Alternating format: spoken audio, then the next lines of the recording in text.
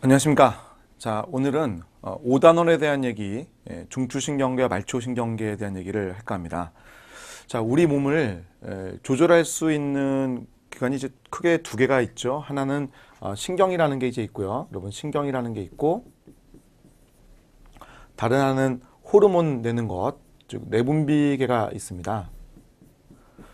자, 그래서 우리 몸을 조절하는 것이 두 가지가 있는데 신경과 내분비계. 그때 신경에 대한 얘기를 우리가 먼저 하는 거고요. 그때 그 신경에 대한 얘기를 이제 먼저 할 때 신경의 각 부위별로 우리 몸의 각 신경의 부위별로 어떤 일을 하는가 이런 것들을 우리가 정리를 해나가자는 겁니다. 자, 자 이쪽 5단원이 그렇게 시험에 잘 나오는 부분은 아니에요. 뭐 몇 년에 한번 나올까 말까 뭐 이런 정도의 상황인데 우리가 안 할 수는 없잖아요. 그렇지? 안 할 수는 없으니까 우리가 좀 이걸 잘 해가자라는 겁니다. 자, 먼저 이제 크게 신경이라고 하는 것을 두 부류로 나눌 거예요.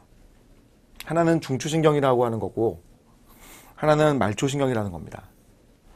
그래서 우리가 지금 매핑할 때에도 중추와 말초로 좀 크게 나눠져 있는데 그때 이제 시험 문제에 중추에 대한 얘기를 잘 물어봐요. 그래서 그 중추신경계에서 대뇌와 소뇌와 간뇌와 뇌간, 자, 뇌간, 뇌줄기라고 하는 것을 볼 거고요. 이 네 개의 뇌와 함께 척수라는 걸 이제 볼 겁니다. 그래서 각각의 그 특징들을 여러분 좀 기억을 해주시면 좋다라는 거죠. 뭐 나왔던 문제들도 보면 최근에 이 문제하고 이 문제가 나왔었거든요. 그리고 이제 대뇌에 대한 특징을 잠깐 물어본 게 있었습니다. 대뇌 피지의 특징이니까 이쪽을 적어야 되는데 좀 두께가 잘못 적혀 있습니다. 지금요. 자, 그래서 대뇌 피지의 특징과 해마라는 걸 특징을 중심으로 그 내용을 좀 살펴볼 거예요. 자, 그러면 우리 중추신경, 말초신경이라는 건 어떤 건지 잠깐 보도록 하겠습니다. 자, 우리 중추신경이라고 하는 것은 정보를 처리하는 곳이다. 지금 이렇게 돼 있어요. 우리 교재에 있는 내용입니다. 그림이에요. 자, 말초신경이라고 하는 것은 이 중추신경 쪽으로 들어가는 신경들, 이걸 이제 우리가 중추신경이라고 불러요. 잠깐 제가 추가 그림을 가져온 걸 한번 보여드릴게요. 자, 여기 지금 사람이 보이고요. 중추신경이라는 게 지금 보입니다. 자, 중추신경계는 크게 뇌와 척수입니다. 중추신경계는 크게 뇌하고 척수예요. 뇌하고 척수. 자, 이게 중추신경계인데 여러분 뭐 잘 아시다시피 이쪽에 있는 게 이게 뇌입니다. 이게 뇌죠. 노란색 돼 있는 부분입니다. 근데 아래쪽에 있는 거 있죠? 이게 척수. 일단 말초신경이라고 하는 것은 중추신경 쪽으로 신경이 들어가거나 나오는 거예요. 그래서 몸에서 이러한 어떤 현상들을, 감각들을 느끼고, 그지? 또 인지해가지고요. 그 감각 정보들을 이렇게 뇌 쪽으로 전달을 하고요.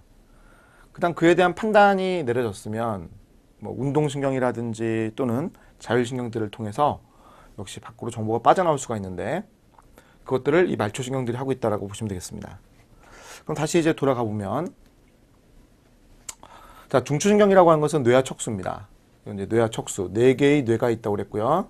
대뇌, 소뇌, 뇌줄기, 뇌간, 간뇌 이렇게 네 개의 뇌가 있죠. 뇌와 척수가 이제 있고요.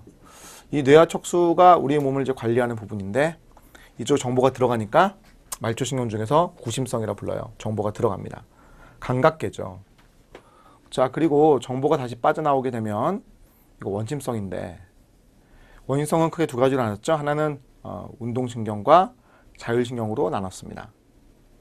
운동신경은 골격근의 조절을 하는 곳인데 우리 몸의 근육들의 움직임을 관리하는 곳이 바로 이 운동신경이라고 보시면 되겠고요. 그다음에 자율신경이라고 하는 것은 뭐 우리 몸을 알아서 이제 움직이게 하는 거, 이게 자율신경이에요. 뭐 자율신경의 특징 뭐 물어보는 것도 이제 나온 적이 있었고, 그럼 자율신경이라고 하는 것들은 우리 몸이 내가 뭐 명령을 내지 않아도 스스로 알아서 다 조절이 된다면 그건 자율신경계 조절에 따른다라고 얘기를 할 수가 있을 거예요. 자율신경은 내가 의지를 갖고 있지 않을 때 그때 움직일 수 있게 하는 것, 내 몸을 알아서 관리하는 것, 그것이 자율신경입니다. 자율신경 크게 두 개 있습니다. 교감과 부교감. 자, 우리 체성신경이라는 용어를 배울 때가 있을 거예요. 체성신경. 자, 체성신경이라고 하는 것은 이 운동신경 있죠? 얘하고요. 여기 감각신경 있죠? 얘네 둘을 묶으면 이거 체성신경입니다. 그러니까 자율신경을 뺀 나머지가 체성신경이에요. 신경의 분류를 할 때 정보가 안으로 들어간다, 그럼 구심성, 정보가 밖으로 나온다, 그럼 원심성이라고 할 수가 있는데, 그렇게 정보가 들어오고 나가는 것에 따라서 구분할 수도 있지만 체성신경과 자율신경으로 구분할 수도 있거든요. 그럼 체성신경이라고 하는 것은 자율신경을 뺀 나머지 감각신경과 운동신경, 얘들을 우리가 체성신경이라고 합니다. 그래서 얘는 체성신경의 한 종류다 이렇게 얘기를 하고, 얘도 마찬가지, 이것도 체성신경의 한 종류다 이렇게 얘기를 하는 거예요. 자, 다음 내용 볼게요. 자, 뇌와 촉수 이제 그림 좀 익히셨죠? 자, 이런 그림이 우리 교재에 실려 있을 건데, 이 그림이 뭐 잘 집어놨습니다. 여기 보시면 이제 뇌가 이렇게 있고요. 이게 뇌예요. 그다음 그 아래쪽으로 척수가 있어서 지금 중추신경계를 보여주고 있고, 그다음 이 구심성 신경에 해당하는 감각신경과 그다음 운동신경, 체성신경이죠. 이 둘은요. 지금 체성신경이 지금 들어오고 나가는 게 지금 표현되어 있어요. 내가 무언가를 만든다 했을 때 그 만든 거를 이렇게 딱 인지를 하고요. 우리가 손을 뗄 수가 있잖아요. 그때 감각신경을 통해서 들어온 정보가 뇌까지 가고요. 뇌에서 판단한 다음에 빠져나오는 거예요.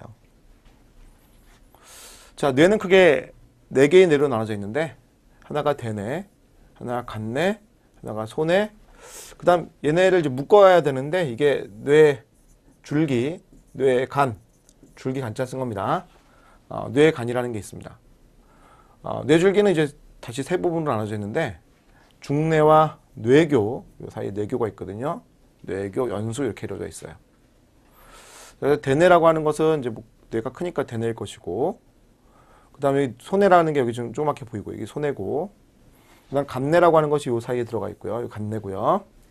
그 다음 척수 쪽으로 이어지는 이 부분인데, 이 아랫부분이 뇌줄기입니다. 나머지 이제 대뇌죠. 자, 이걸 조금 확대한 그림을 한번 가져와 봤는데요. 자, 이 그림이에요. 자, 이 그림은 이제 대뇌에 대한 거를 보여준 그림입니다. 자, 우리 몸에 이제 대뇌라고 하는 것이 크게 피질과 수질로 나눠져 있어요. 자, 대뇌는 피질과 수질로 나눠져 있습니다. 피질은 바깥쪽에 있는 부분, 수질은 안쪽에 있는 부분이에요. 그래서 그 피질을 역시 또 나눈 겁니다. 전두엽, 두정엽, 후두엽, 측두엽 이렇게 나눴죠.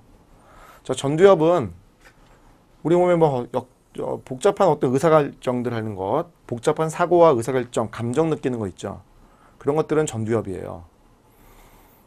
그리고 전두엽의 이 앞에 부분인데요. 전두엽의 앞에 부분, 이 앞에 부분은 운동피지라고 그래서 내 몸의 움직임을 조절할 수 있는 부분이 앞에 부분입니다. 골격근 부분이고요. 골격근 조절한다. 자, 그 다음에 이 뒤쪽에 두정엽이 보이는데, 두정엽은 체감각 피질이 이 앞쪽에 존재해요. 그래서 이 부분에서 정보가 외부에서 들어와서 판단이 되고, 판단이 되면 그 앞에 영향을 줘가지고요.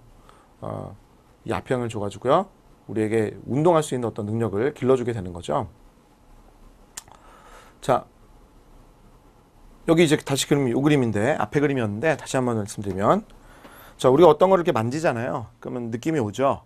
그 느낌이 오는 것은 바로 감각신경 통해 가지고요. 우리 뇌로 전달되는 건데, 뇌로 전달 때 어디로 되는 겁니까? 대뇌의 피질 지역의 두정엽으로 연결되는 거죠. 자, 외우는 거 하는 거예요, 여러분. 외워야지. 외워야 돼요. 자, 두정엽이라고 하는 것은 대뇌 피질이에요. 외부의 정보가, 감각 정보가 들어오는 장소입니다. 내가 손으로 만져서 느끼는 것들, 이런 진동, 이런 것들이 다 들어가는 정보죠. 그럼 이제 판단해가지고, 이걸 손을 떼야겠구나, 뭐 꽉 잡아야겠구나, 라고 이런 판단을 했을 때, 그 손의 움직임을 여러분이 좌우하는 곳은 전두엽입니다. 전두엽의 운동 피질이 그러한 영향을 주는 거예요. 자, 그 다음 이 뒤쪽을 보게 되면 후두엽이 보이는데, 후두엽은 시각 피질이라는 용어가 나왔죠. 그래서 우리가 눈으로 어떠한 사물을 보게 되면 그 정보가 후두엽 쪽으로 갑니다. 그 후두엽에서 판단이 되는 거죠.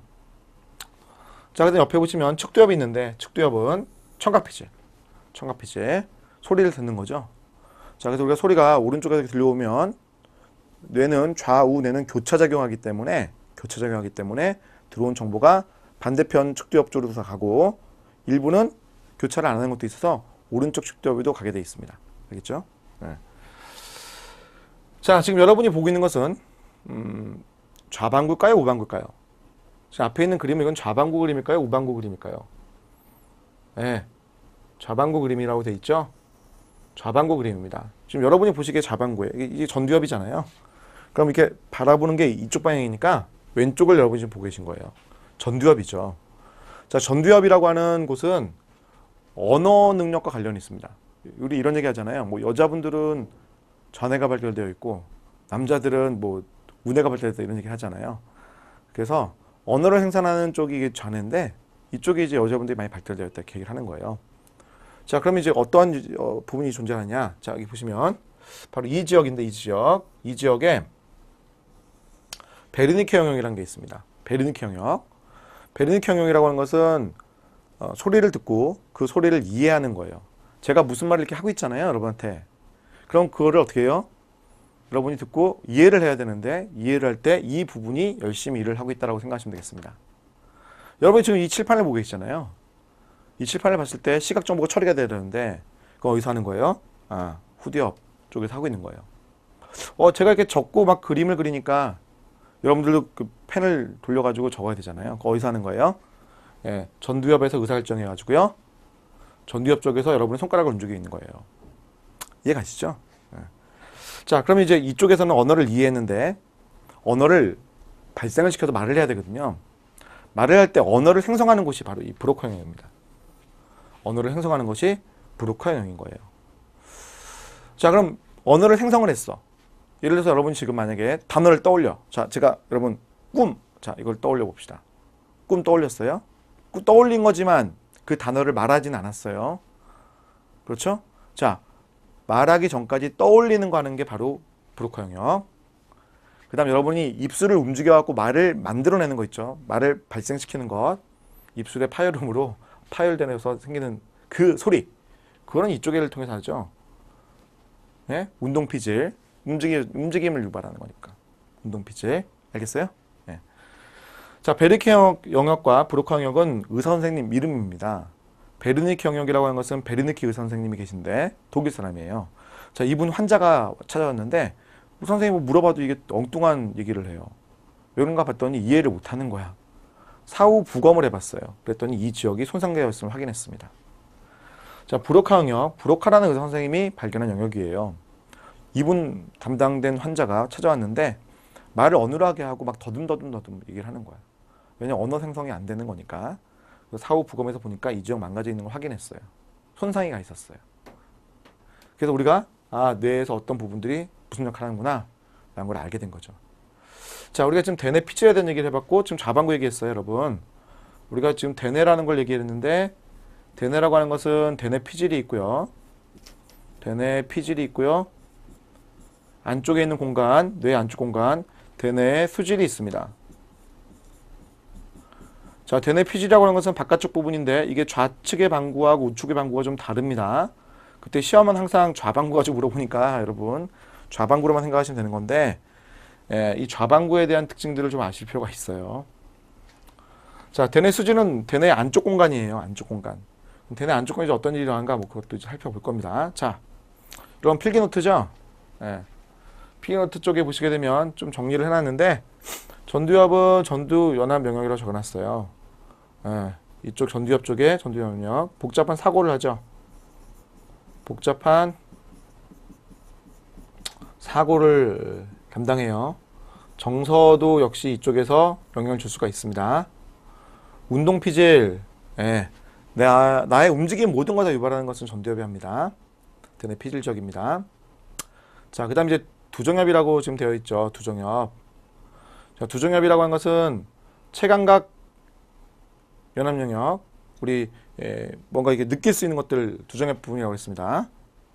자, 두정엽 앞부분에 체감 피질이 있다고 그랬고요. 그다음 입술의 움직임을 갖다가 유도할 수 있는 말하기 이런 부분들 전두엽 쪽에 있죠. 전두엽이고 입술 움직임은요. 전두엽. 그다음 요 말하기만 생각하면 요거 베르니케 영역 쪽 측두엽하고 이어지는 이쪽 사이에 있어요. 두정엽과 측두엽 사이 이쪽 베르니케 영역. 자, 미각은 두정엽이라고 하기엔 좀 애매한 게 뇌 약간 안쪽에 있기 때문에 그렇고. 자, 측두엽을 보게 되면 측두엽은 청각피질. 청각피질. 후각피질도 약간 얘기하기 어려운 게 약간 안쪽에 들어가 있어요. 청각피질은 더 잘 얘기합니다. 후두엽, 시각피질. 탁탁 체크하고 외우셔야 돼요. 그렇죠? 체크하고 외우셔야 됩니다. 자, 그럼 대뇌 피질 안쪽으로 들어가면 이제 뭐가 있을까라는 건데, 대뇌 피질 안쪽에. 그럼 사람이 이제 수질 쪽이 되겠죠. 대뇌 수제. 대뇌 여러분, 수질이 있는데, 안쪽 공간. 자, 거기에 편도체라고 하는 것이 있고요.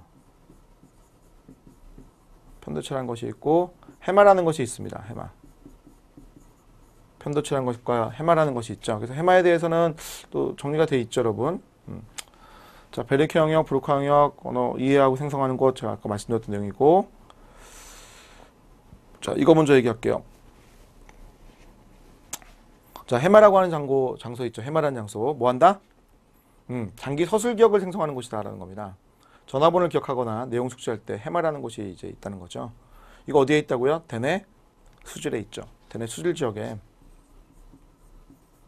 대뇌 수질 지역 안쪽에 우리 바다에 가면은 해마처럼 생긴 애가 있잖아요. 해마. 그게 똑같이 비슷하게 생겼어요. 그래서 해마라고 했는데 이 해마라고 하는 것이 있습니다. 그럼 이 자리는 뭐 한다고요? 장기 서술 기억을 만들어내는 장소예요. 장기 서술 기억이라고 하는 것은 여러분 기억하는 거예요. 여러분들 지금 책 보고 기억하잖아요. 이런 것들 장기 서술 기억 해마가 합니다. 절차 기억, 절차 기억. 이건 해마가 하는 게 아니에요. 절차 기억은 이건 대뇌 피질에서 담당하고 있습니다. 대뇌 피질 어딘가에 담당하고 있다 생각하고 있어요. 해마가 아닙니다. 이거는 여러분 이렇게 표시해놨죠. 해마가 아니에요. 절차 기억은 자전거 타는 법 이런 것들 하는 건데 해마가 아니라 세포, 대뇌에 있는 세포 어딘가가 담당하고 있다 생각하고 있습니다. 그 다음 누가 있다고 그랬죠? 편도체. 편도체. 자, 이것은 공포감 유발입니다. 공포감 유발. 자, 우리 겁대가리 상실했어. 네, 표현하잖아요. 그게 뭐예요? 편도체가 없는 거예요. 겁대가리 상실한 것은 편도체가 없는 거예요. 우리 쥐 갖고 실험을 했는데 쥐의 편도체를 이렇게 딱 뜯어봤어요. 그랬더니 쥐가 고양이한테 막 달라들어요. 그러니까 겁을 상실한 거지. 그치? 네. 자, 그래서 우리가 대뇌 지금 얘기를 해봤고요. 대뇌 피질과 수질 얘기를 해봤어요. 대뇌 피질과 수질. 그래서 대뇌 피질에 있어서는 대뇌 피질에서는 전두엽, 두정엽, 측두엽, 후두엽의 특징을 아는 거고요. 대뇌 수질에 있어서는 편도체와 해마의 특징을 아는 거예요. 알겠죠? 네. 각각 뭐가 뭐 한다 이런 것들 아셔야 돼요. 자, 이 그림을 다시 가볼게요. 자, 여러분. 자, 우리 그 뇌가 대뇌, 그다음에 간뇌, 네, 그다음 중뇌, 뇌교, 연수, 요거 뭐예요, 요거? 뇌줄기, 그다음 손해 이렇게 네 개로 나눠져 있죠. 그중에 우리 대뇌 피질에서 하는 역할과 기저체라고 그래가지고 대뇌 수질 안쪽에 있는 회귀되는 부분들을 포함해서 해마라든지 또는 편도체 얘기를 해봤어요. 자, 그리고 이제 아래쪽 것들 이제 볼 건데, 자, 여기 그림 보시면요. 자, 요 부분 있죠, 요 부분. 이 부분이 간뇌입니다. 간뇌. 자, 간뇌는 크게 세 부분으로 나눠져 있습니다. 시상과 시상하부와 시상상부. 시상이란 걸 중심으로 아래에 있으니까 시상하부, 위에 있으면 시상상부예요. 그렇지? 자, 그 다음 여기 좀 아래쪽에 이쪽에 이제 뭐가 있어요? 뇌줄기가 있죠. 뇌줄기. 자, 뇌줄기 순서대로 여러분 중뇌, 뇌교, 연수. 중뇌, 뇌교, 연수 순으로 뇌줄기가 있습니다. 그 다음 뒤쪽 있죠. 뒤쪽에 뭐다? 손해가 있죠. 손해. 각각 특징들 여러분 잘 기억해 주셔야 돼요. 뭐 그림이 나오진 않을 텐데 우리가 그림을 좀 봐두면은 좀 더 잘 기억이 되니까 그림 보시면 좀 이해를 하자는 거죠. 자, 대뇌 수질학 우리 아까 얘기했고요. 장기 상승기억 이건 제가 좀 이따 한번 설명드려볼게요. 자, 조금 필기를 한번 해볼까요? 조금 더 이제 필기를 한번 해봅시다. 그 옆에 공간에다가 조금 더 필기를 해보는데요.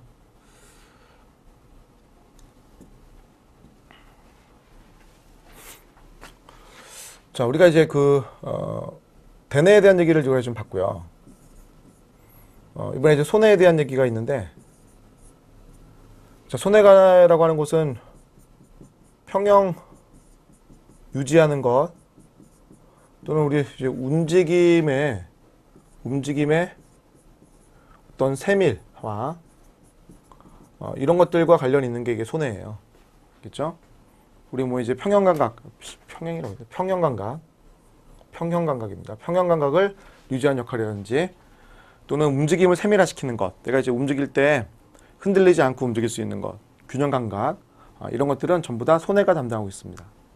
평형 유지하는 것들. 평형감각. 자, 그 다음 누가 있다고 그랬죠? 간내. 간내가 있다고 그랬죠? 간내. 자, 간내는 크게 세 가지가 있다고 했습니다. 하나는 시상이 있죠.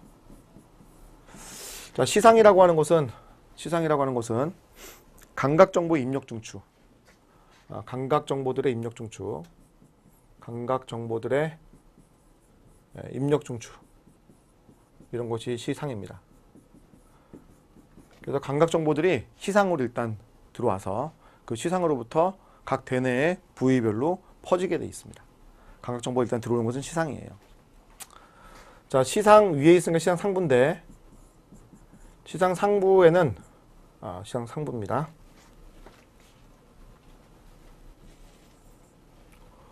자, 시상 상부인데 자, 시상 상부에는 송가샘이라는 게 있습니다. 송가샘.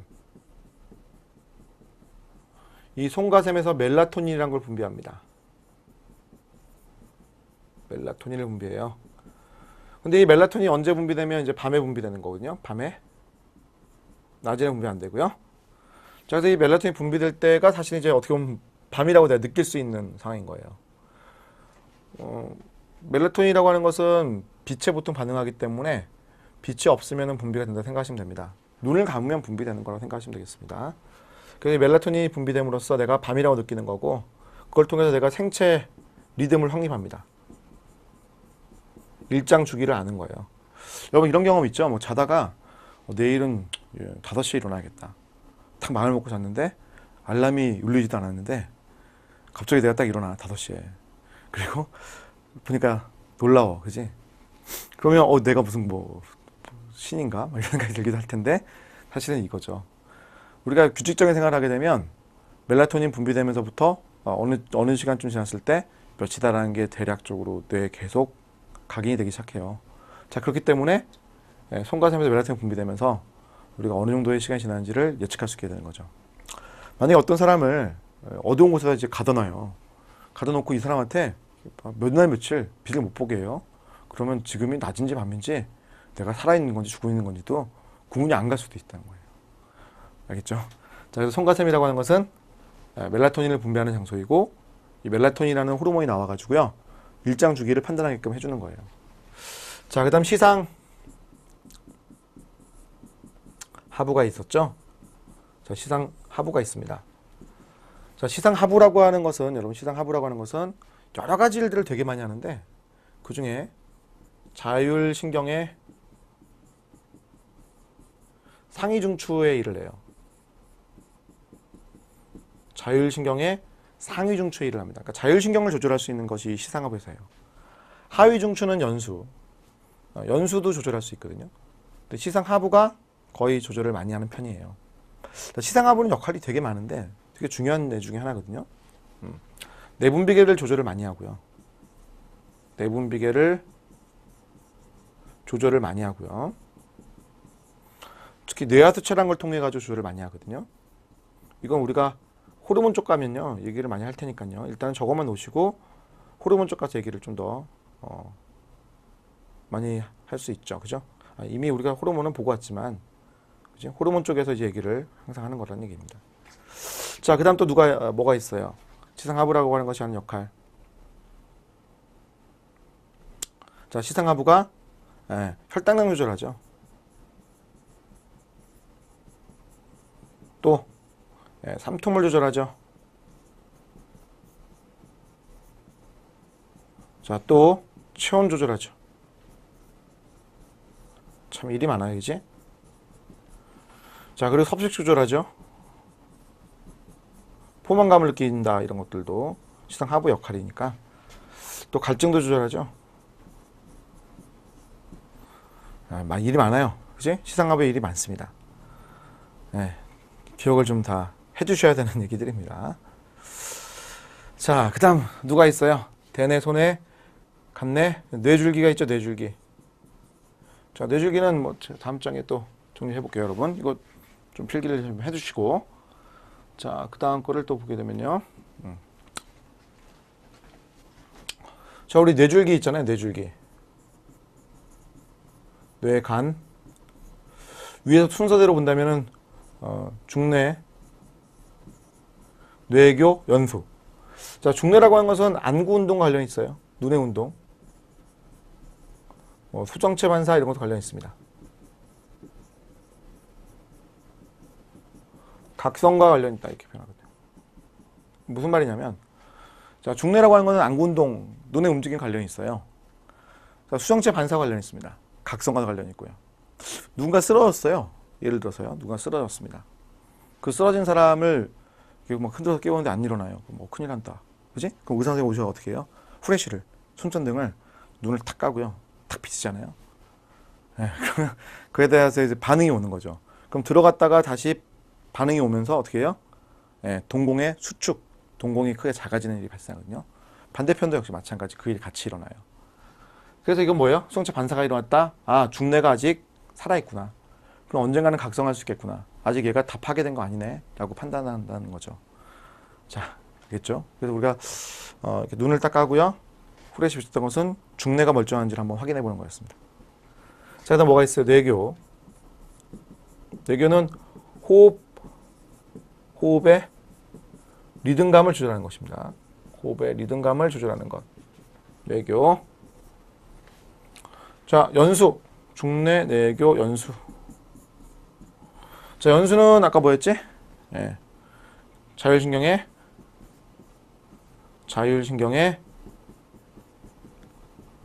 하위 중추. 하위 중추. 자, 하위 중추입니다. 특히 이제 어떤 것들을 조절을 잘하냐면, 예. 심장 박동 조절. 그러니까 심장의 박동이 빨리 될 건가 천천히 될 건가 이걸 조절할 수가 있고요. 호흡 운동의 조절. 우리 혈액 안에 CO2가 너무 많게 되면 호흡 운동을 가쁘게 해야 돼요. 즉 운동을 많이 하게 되면 혈액 안에 CO2가 많아질 거예요. 그러면 그거를 가쁘게 숨을 뛰게 해야 한다는 거죠. 그걸 연수가 다 담당하고 있어요. 자율신경이니까 교감과 부경신경이 빠져나가긴 하는데 특히 연수에서부터 미주신경 빠져나간다는 거 좀 기억하십시오. 미주신경. 미주신경이라고 하는 것은 부교감신경의 일종이에요.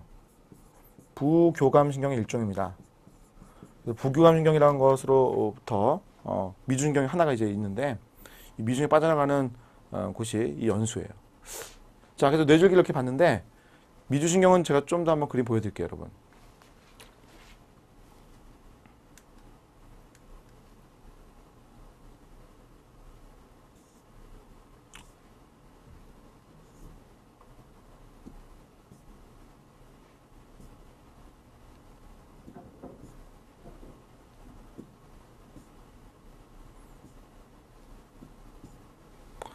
자, 좀 찾느라 좀 시간 걸렸는데요. 자, 여기 보시면요. 여기 지금 연수가 이 부분에 있거든요. 연수가 이 부분에 있는데 연수에서 빠져나가는 신경들이에요. 그때 연수에서 빠져나가는 신경 중에 이신경이죠, 이신경. 요거. 요놈. 요게 뭐예요, 요게 미주신경이에요. 이게 미주신경입니다. 그러니까 신경들마다 사실 이름이 있는데 부교감신경에 대해서는 미주신경 갖고 항상 출제를 잘 하거든요. 이게 미주신경이다라는 거를 좀 기억해 주시면 좋겠습니다. 얘가 미주신경이에요.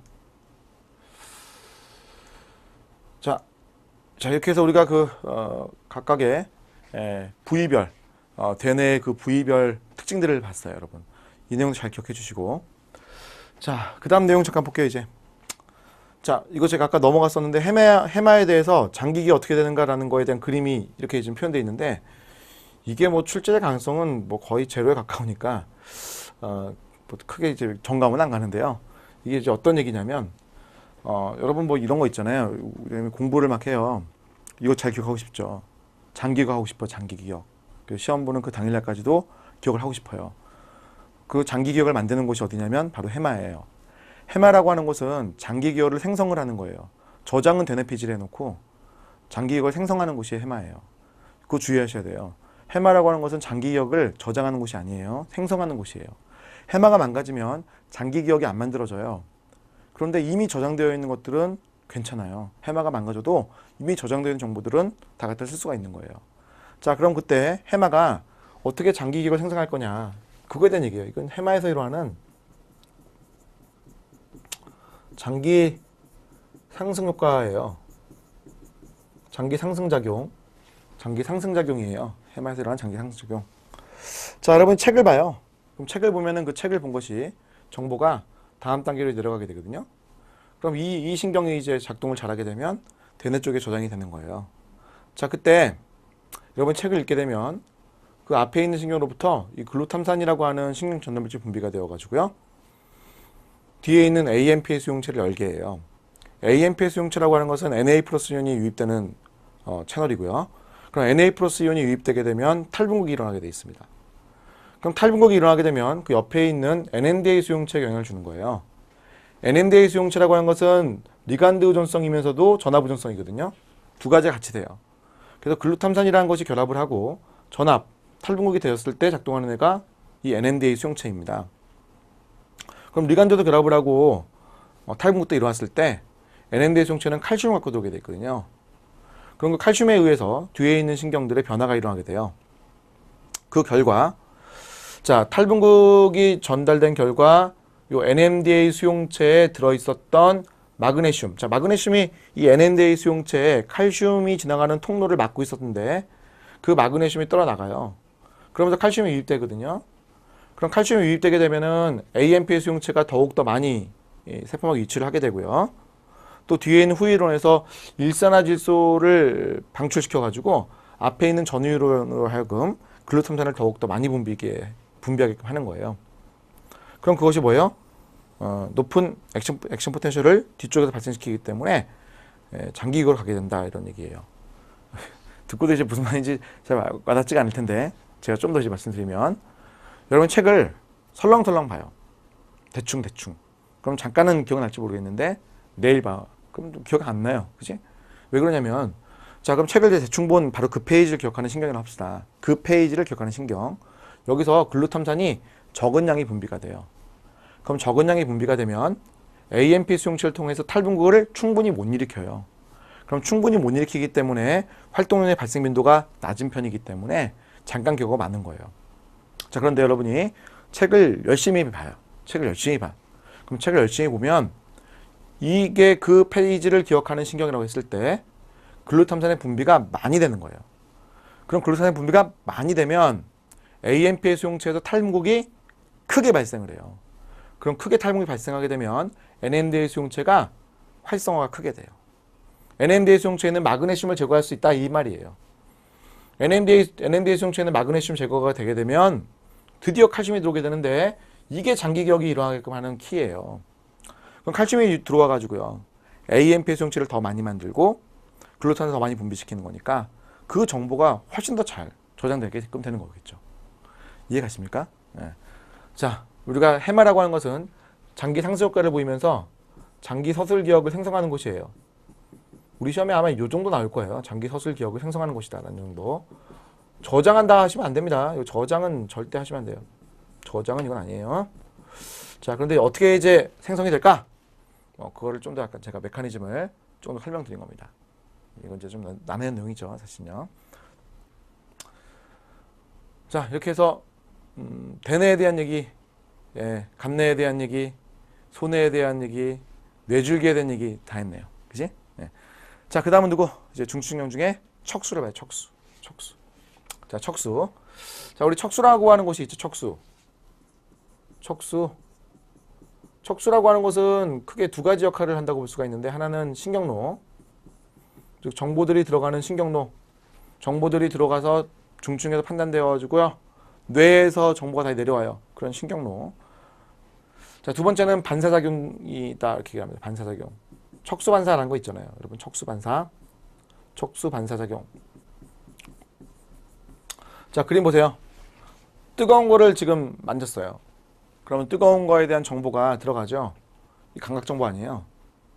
자, 그럼 감각 정보가 들어갔을 때 뜨거운 거 만졌어 라는 정보가 뇌로 갈 수도 있지만 이거 좀 위급한 상황이거든요. 그래서 우리 몸은 날카로운 거에 찔리거나 또는 뜨거운 걸 만졌을 때 손을 빨리 떼는 이런 반사작용을 하게 해놨어요. 뇌로 갔다 오면은 이것도 빠르겠지만 그래도 더 빨리 하고 싶다라는 거예요. 자, 그럼 어떻게 해?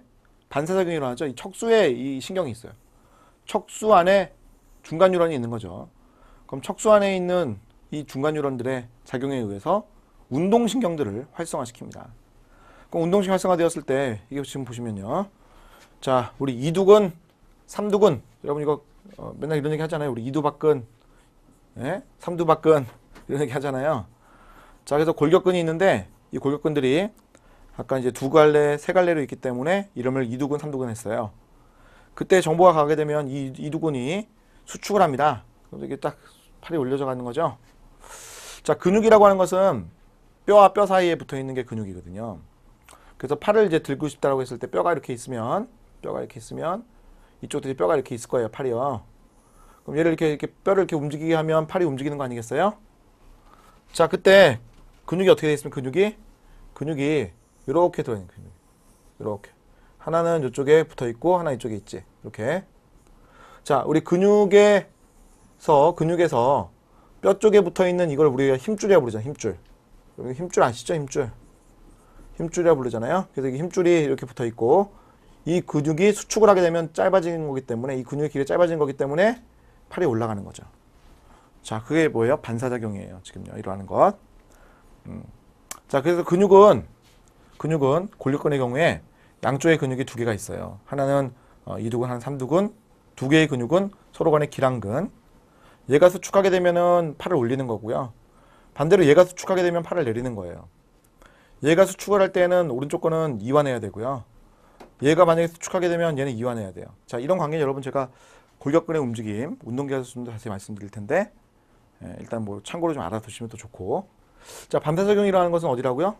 척수. 이거 꼭 기억하십시오. 반사작용이라는 것은 척수. 꼭 기억합시다. 자, 날카로운 거에 찔렸다든지 뜨거운 거에 데였다든지 또는 무릎 반사 이런 거 있죠. 우리 무릎 탁 치면 어떻게 돼요? 발이 탁 올라가는 거 이런 거 있지. 그럼 무릎 반사라든지 이런 건 다 척수 반사예요. 빠르게 뭔가 반응을 한다라고 볼 수가 있습니다. 네. 자, 이렇게 해서 우리가 중추신경에 대한 얘기를 다 했습니다. 척수에 대한 얘기까지요. 자, 이번에는 말초신경에 대한 얘기를 할 차례예요. 말초신경. 자, 말초신경이라고 하는 것은 운동신경이라는 것이 있었고요. 운동신경, 체성신경, 운동신경. 그 다음 자율신경이 있었는데 자율신경은 교감과 부교감신경이 있었습니다. 자, 특징 아시겠어요? 자, 운동신경은 중추신경, 이건 CNS는 중추신경을 말합니다. 센트럴 너브 시스템, 중추신경. 자, 중추신경으로부터 뻗어나가는데 하나의 신경으로 효과기관까지 뻗어있는 게 특징입니다. 운동신경은 당연히 골격근의 움직임을 유발하는 거고요. 골격근이 효과기관이죠. 자, 그런데 자율신경들은 중추신경에서 빠져나갔을 때 반드시 신경이 두 개를 통해서 전달되는 게 특징입니다. 두 개를 통해서 전달돼요. 부교감신경은 앞에 신경이 길고 뒤에 신경이 짧은 것이 특징. 교감신경은 앞에 게 짧고 뒤에 게 긴 게 특징. 그래서 반드시 두 개로 연결되게끔 되어 있는데 길이가 약간 달라요. 자, 그럼 자율신경이라고 했을 때 효과기관 누구냐면 대표적인 거를 들어보면 심장, 폐 이런 거죠. 우리 심장을 빨리 뛰게 한다든지 호흡 운동을 가쁘게 한다든지 이런 것들이에요. 자, 마찬가지 교감신경도 뻗어 있는 곳은 당연히 심장 또는 폐 이런 부분이 되겠죠. 자, 두 개의 신경이 연결되는 거기 때문에 이 두 개의 신경이 만나는 부분을 신경절이라고 부르는데 부교감신경 같은 경우에는 신경절이 기관 안에 들어가 있어요. 그래서 심장 안쪽에 신경절이 존재하고 폐 안쪽에 존재를 해서 연결되게끔 되어 있고 교감신경은 앞에 게 짧기 때문에 척수 바로 옆에 있어요. 교감신경절, 척수 바로 옆에 있습니다. 그래서 정보가 이제 효과기관으로 전달될 때 뒤에 신경이 길게 연결되어 있는 게 특징이에요. 자, 밑에 보시면은 하나가 더 그려져 있는데 얘는 일종의 교감신경입니다. 일종의 교감신경입니다. 그래서 이 교감신경이라고 하는 애가 뻗어나가는데 이게 부진수질 쪽으로 연결되어 있어요. 부진수질. 그래서 부진수질에서는 에피네프린이라고 하는 호르몬이 나오게 되어 있는데 지금 그걸 이제 표현한 그림이에요. 자, 운동신경은 하나로 길어요. 맨 뒤에는 아세틸콜린이라고 하는 신경 전달 물질이 분비가 됩니다. 아세틸콜린이라고 하는 신경 전달 물질이 분비가 됩니다. 자, 부교감신경은 부교감신경절에서는 아세틸콜린, 그 다음 이 뒤쪽에서 있죠. 이 뒤쪽에서도 아세틸콜린이 나오는 게 특징입니다. 자, 교감신경에는요. 교감신경절에서는 아세틸콜린, 교감신경절의 뒷부분에서는 노르에피네프린입니다. 노르에피네프린 또는 노르아드레날린 분비하는 게 특징. 자, 그 다음 얘는 교감신경이기 때문에 부신 수질 쪽으로 들어가는 이 신경은 아세틸콜린을 내놓게 되어 있는데, 이 안쪽에 있는 부신 수질로부터 나오는 것은 에피네프린이에요. 에피네프린. 자, 그래서 우리가 이제 이런 얘기를 한다는 거예요. 신경을 봤을 때 운동신경은 하나로 연결되어 있는데 맨 끝에서 뭐가 나온다고요? 아세틸콜린 나온다 이런 얘기를 하고, 부교감신경은 두 개의 신경 연결되어 있는데 뒤에 신경이 짧고 뭐가 나온다고 한다고요? 아세틸콜린 나온다고 하고, 교감신경도 앞에 신경이 짧고 뒤에 신경이 긴데 뭐가 나온다고요? 노르에피네프린 나온다고 얘기를 하고, 부인수질은 뭐가 나온다고요? 에피네프린 나온다고 그래요. 그래서 최종적으로 나오는 것들 있죠? 이게 더 중요한 거고, 나머지 것도 생각해보시면 다 아세틸콜린이야. 나머지 것도 다 아세틸콜린이고, 마지막에 나오는 것들만 가지고 우리가 다 구분할 수 있어요. 그렇죠? 네. 자, 교감신경과 부교감신경, 운동신경에 대한 얘기를 이제 해볼 텐데, 자, 우리 이런 거예요, 여러분. 중추신경이라고 하는 것이 영향을 이제 주는 거잖아요. 중추신경 영향을 줄 때 이 중추신경으로부터 빠져나가는 신경이 이렇게 있다는 건데, 이게 만약에 운동신경이라면 이건 내 의지대로 움직이는 것들이에요. 그래서 우리 운동계 중에서 골격근 얘들을 움직이게 한다라고 생각하시면 돼요. 그래서 우리가 Q단원 가면은 Q단원에 골격근 가지고 얘기를 쭉 할 거예요. 반면에 중추신경을 통해 가지고 이 신경이 나가는데 앞에 신경이 짧고 뒤에 신경이 앞에 신경이 길고 뒤에 신경이 짧다면 이거는 부교감신경, 앞에 신경이 짧고 뒤에 신경이 길다면 이건 교감신경인데, 얘들이 영향 주는 것은 자율신경이라서 여러 가지 장기들이죠. 그 중에 여러분 순환계라는 것에 영향을 주고요. 심장, 호흡계라는 것에 영향을 주는 거고요. 그 다음 소화계 쪽 영향을 줄 수도 있고요. 배설계 쪽 영향을 줄 수도 있는 거죠. 자, 그래서 우리가 그 다음에 배우는 것은 R, S, T, U 파트를 배울 건데, 각각 중추신경에서 운동신경에 영향을 주는 거구나, 자율신경에서 영향을 주는 경우를 나누어서 순차적으로 배울 거라는 거죠. 우리가 다음에 이제 Q 단어만 갈 차례잖아요. Q, R, S, T, U. 이거 이제 조절한 것들을 배운다. 이렇게 보시면 되겠습니다. 자, 그럼 그때 자율신경이 이런 순환과 호흡, 소화, 배설을 어떻게 조절할까? 이걸 우리가 봐야 되는데, 자, 여기 보시면 정리가 돼 있죠. 교감과 부교감신경계가 어떻게 영향을 줄까가 정리가 돼 있습니다. 자, 그럼 잘 보세요. 부교감신경은요, 앞에 신경이 길고요, 뒤에 신경이 짧아요. 그지? 다 그렇지? 자, 앞에 신경 긴 거에서 나오는 건 뭐라고요? 아세틸콜린. 뒤에 신경 짧은 거에서 나오는 건 뭐라고요? 역시 아세틸콜린이에요. 자, 그래서 영향을 줄 수가 있어요. 자, 교감신경 잘 보세요. 자, 앞에 신경 짧죠? 여기까지예요, 여기까지. 자, 여기 교감신경 절이라고 하는 것들이 척수 옆에 바로 붙어 있는 게 특징. 자, 후유로는 길게 쭉 연결돼 있어. 그래서 각각의 장기들에게 영향을 줄 수 있는 게 특징. 알겠죠? 그래서 자율신경이라고 하는 것들은 척수에서 빠져나와 가지고요, 영향을 줄 수가 있는데, 그때 미주신경은 연수에서 빠져나오는 거니까 이것만 좀 주의를 잘 해주라라는 거였습니다. 자, 교감신경에 영향을 주는 것들이 뭐냐면 동공의학대, 그 다음 소화계예요. 이게 소화계, 침샘, 소화관, 위장, 이자, 그지? 이런 것들. 이거 다 이거 소화계거든요. 소화계 촉진이냐 억제야? 소화계 억제. 폐기관지 이완, 호흡계 촉진. 폐기관지 이완시켜가지고 공기를 많이 받겠다 이런 얘기예요. 폐기관지가 이완되면 공기가 많이 들어오죠. 이완되면 관이 넓어지니까. 심장박동 촉진, 순환계 촉진. 자, 배설계 해볼까요? 배설계. 자, 배설계는 여기 안 나왔어요, 지금요. 특별한 말이 없거든요. 배설계 어떻게 돼요? 배설계. 배설계, 억제. 자, 그리고 간에서 하는 역할 분비 촉진, 간의 교감신경, 글리코겐, 분해, 촉진. 이렇게. 예. 이거 적어 놓으십시오. 자, 그 다음에 이쪽 볼 텐데, 이쪽 봅시다. 부교감신경 하는 역할입니다. 자, 동공의 축소, 수축 있죠? 동공의 수축. 동공의 수축. 자, 그 다음 침샘 분비 촉진, 위, 소화관 활성 촉진, 이자 활성 촉진. 이렇게 돼 있죠? 즉, 소화계 뭐예요? 소화계 촉진. 자, 그 다음, 폐, 심장박동 감소, 폐기관 수축. 폐에 있는 기관지, 이 기관지가 요 안쪽을 말하잖아요. 수축. 그럼 공기가 들어오고 나가는 게 잘 안 되잖아요. 자, 폐, 호흡계, 억제.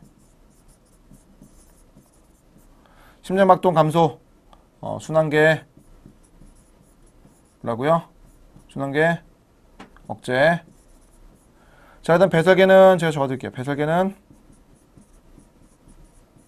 촉진, 오줌 생성이 잘 되는 거예요. 자, 그리고 또 뭐가 있다고요? 간에 글리코겐의 분해를 억제하죠. 인슐린이라고 하는 것을 만들어서 간의 글리코겐의 분해를 억제합니다. 이쪽은 에피네프린의 분비를 통하죠. 교감신경은 부인 수지를 작용하기 때문에 에피네프린의 작용을 일으키는 것이고요. 그 결과 글리코겐 분해가 촉진되는 거예요. 그죠?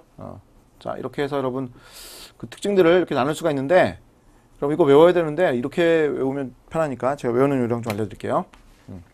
그럼 교감신경 있죠? 이것은 우리가 뭐 상대방 만났는데, 미팅 나가서 만났는데 이 친구가 너무 예뻐요. 그래서 이 친구는 뭐 의지를 잘 모르겠지만 저는 막 교감을 일으켜요. 저는. 자, 그래서 교감을 일으키니까 좋다는 거예요. 그지? 그래서 어떻게 돼요? 눈이 커져요. 동공이 확대가 되고 밥을 안 먹어도 배불러. 소화기 억제되고 심장은 막 뛰고 가슴도 가빠져. 그지? 숨이 가빠져요. 배설계 억제. 오줌 생성 안 된다고 그랬죠? 소변 갈 일이 별로 없을 거 아니야. 네? 그래서 참아야지. 참고 계속 봐야 되니까. 자, 그리고 간에는 글루코겐 분해가 촉진하는 건 하나의 특징이죠. 자, 신경의 길이를 봤을 때 첫 번째 게 짧고 두 번째 게 길잖아요. 이렇게 생각하세요. 자, 미팅 나가는 그날은 잠깐 만나는 거잖아. 그 시간이 짧더라도 두 번째 만나는 것부터는 길게 만나자. 아침부터 만나서 오랫동안 만나자. 교감이니까. 자, 반면에 부교감은요, 마음에 안 들어, 이 친구가. 그래서 어떻게 해요? 동공의 수축, 눈이 작아져. 눈 안 떠, 아예. 그리고 어떻게 돼요? 소화계 촉진? 많이 먹어야, 많이 먹어야지 내가 돈 내고 좀 만났는데 마음에 안 드니까 뭐 먹을 거라도 많이 먹어야 되지 않을까? 자, 호흡계, 뭐 순환계, 뭐 잘 될 리 없죠, 그죠? 숨 멈추지, 심장도 안 뛰지. 자, 그다음 배설계 촉진, 오줌 생성 잘 돼. 그래서 화장실을 자주 갈 수 있다 이렇게 생각해. 이분을 보는 게 너무 힘들어. 그래서 화장실 자주 가요. 자, 그다음 글루코겐 분해가 억제되는 것이지. 자, 부교감신경 길이 어때요? 앞에 게 길고 뒤에 게 짧아. 왜? 첫 번째 만남이 제일 길어야 돼. 소개받은 날이 제일 긴 만남이야. 그 다음부터는 잠깐 봤을 땐 인상하고 지나는 거야, 알겠지? 자, 이렇게 외우시면 여러분 교감과 부교감신경계에서 둘이 이제 기란관계잖아요, 기란관계. 이 기란관계에 대한 얘기를 여러분 쫙 정리할 수가 있는 거예요, 기란관계. 알겠지? 자, 이렇게 해서 좀 약간 뭐 우스갯소리도 좀 섞었습니다만 특징들을 여러분 잘 기억하시면 될 것 같아요. 자, 이렇게 해서 여러분 우리 전체 그 내용을 다 봤고요. 우리 교재를 이제 보게 되면 교재 235페이지를 보시게 되면 사람의 신경계 가지고 나온 파트가 있을 거예요. 235페이지입니다. 235페이지 거기 사람의 신경계. 저기 중추신경계에 대한 특징을 적어놨죠. 대뇌는 좌우 양반구가 있는데 교차 조절을 많이 한다고 그랬어요. 근데 어떤 정보들, 뭐 시각이라든지 청각이라든지 이런 것들은 반대로 가기도 하지만 자기 방향으로 가는 것들도 있어요. 이건 이제 청각과 시각의 특징이죠. 나머지 것들은 다 좌우 교차하거든요. 그러니까 내가 뭔가를 만지잖아요. 이렇게 오른손으로 뭔가 만지지. 오른손으로 뭔가 만지면 아예 왼쪽 좌반구 쪽에 있는 두종엽 쪽으로 정보가 들어가게 돼 있어요. 그러면 좌반구에 있는 뭐요? 전두엽에서 우리 손을 이렇게 뭐 뺀다든지 하는 이런 정보를 또 전달할 수가 있는 거죠. 좌우 교차. 자, 피질 지역이 있었습니다. 피질 지역. 신경세포가 많이 있기 때문에 거기가 이제 회색빛깔 띠니까 회백질이라고 불렀고요. 그 피를 지역에 운동감각중추가 있었죠. 운동중추는 누가 갖고 있어요? 전두엽. 감각중추는요? 두정엽이 갖고 있죠. 신경회로 대부분이 있고요. 자, 시각은 어디에 있어요? 구두엽. 청각은요? 축두엽에서 판단하고요. 미각 후각은 잘 언급은 잘 안 하는데, 이제 전두엽과 두정엽 지역, 측두엽 쪽에 안쪽 부분에 있다고 보시면 되겠습니다. 자, 그다음 그 아래에 보시면 기억도 있죠. 기억, 시내스의 구조적, 화학적 변화의 결과이다. 장기 기억이 저장되는 장소. 자, 수질, 신경 섬으로 된 백질이 있지만 그 내부에 해마도 있었고요. 장기 기억을 생성하는 곳. 그다음 편도체, 공포감 느끼는 것. 기저체도 있어요. 기저부, 기저체, 기저핵. 기저핵이라고 하는 것은 우리 몸의 이제 움직임을 유발을 시키는 그런 자리가 기저핵이에요.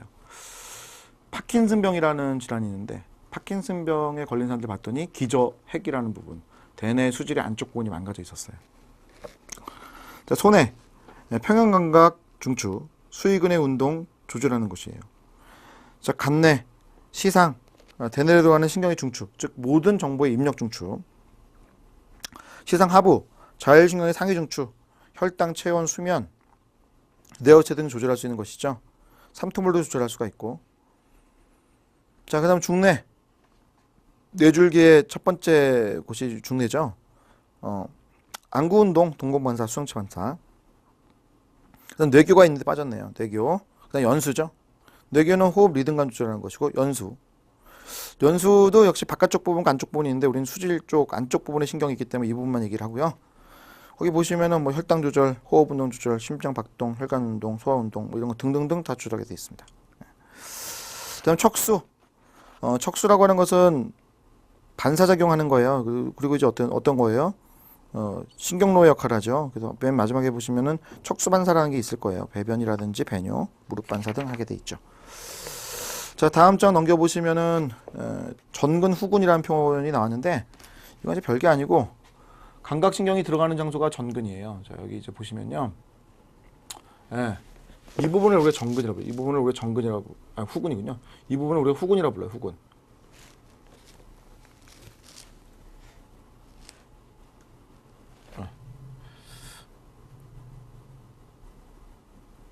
자, 이 부분을 우리가 후근이라고 불러요. 후근. 그리고 이 부분을 전근이라고 불러요. 전근. 뒤쪽에 있어요. 이게 그러니까 후근. 이쪽을 이제 전근이라고 불러요. 감각 정보들이 들어오는 곳 있죠. 이걸 이제 후근이라고 부르고 운동신경 나가는 곳 이걸 전근이라고 부른 거예요. 자, 우리 척수에서 보면 이쪽이 배 쪽이고 이쪽이 등 쪽이에요. 그래서 이쪽이 후근, 이쪽이 전근이다. 자, 그래서 내용을 보게 되면 그렇죠. 뭐 반사공이라는 걸 봤을 때 자극이 들어와요. 그러면 감각신경통에 들어올 때 후근통에 들어오는 거죠. 그럼 감각 정보가 들어오는 통로니까. 그래서 척수 안쪽에서 반응하게 되는데 척수의 안쪽이 회백질, 거기에 세포가 많이 있어요. 백질은 그냥 신경에 수초만 있는 부분이고. 그럼 전근 통해 가지고 운동신경이 나가죠. 그럼 효각이 골격근의 움직임을 유발할 수 있습니다. 자, 오른쪽 가보시면은 체성신경과 자율신경이 나왔죠. 체성신경은 운동신경이에요. 감각 정보도 사실은 들어가요. 감각신경과 운동신경이 체성신경이죠. 자, 자율신경이라고 하는 것은 교감신경과 부교감신경으로 나눠집니다. 교감신경에서 교감신경 절 앞에 있는 거니까 절전신경, 짧은 유두신경인데 아스쿨린 분비하죠. 교감신경의 절후신경, 긴 신경이었죠. 아드레날린 분비하죠. 자, 부교감신경이라고 하는 것은 절전, 절후신경이 모두 유두신경인데 아스쿨린 분비한다. 절전신경이 길었고요. 절후신경이 짧았어요. 자, 교감신경과 부교감신경의 기량작용들이 있었죠. 교감신경이라고 하는 것은 우리가 소위 이제 운동하거나 하는 흥분 상태에서 작동하는 신경들이라고 볼 수가 있는데 얘들이 하는 역할들 정리 다 돼야죠. 예.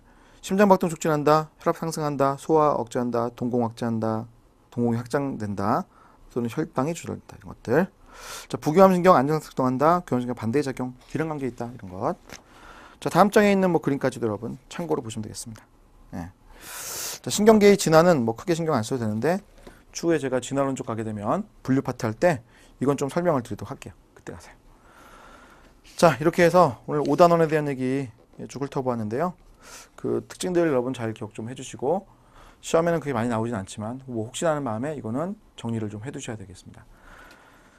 자, 그럼 이렇게 해서 5단원에 대한 내용을 마치도록 하겠습니다. 수고하셨습니다.